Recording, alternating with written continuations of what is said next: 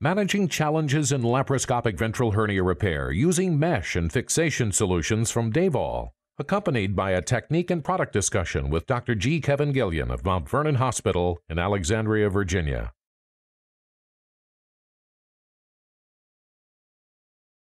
Composites EX offers permanent barrier protection to minimize the risk of tissue attachment to the prosthesis. Optimal tissue ingrowth. Easy product manipulation. Introduction to features and benefits. Overlap of EPTFE protects the edge of the mesh from visceral attachment, minimizing the risk of visceral attachment to the prosthesis. Monofilament PTFE stitches minimize tissue attachment to the prosthesis.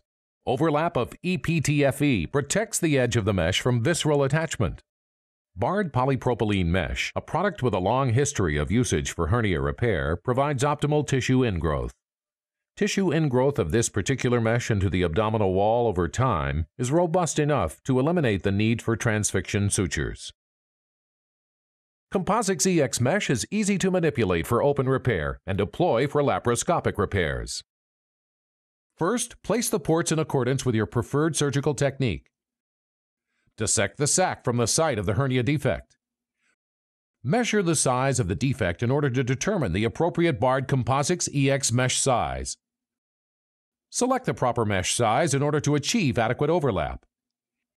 Introduce the mesh into the intra-abdominal space and orient the polypropylene side toward the peritoneum. Fixate the mesh against the abdominal wall.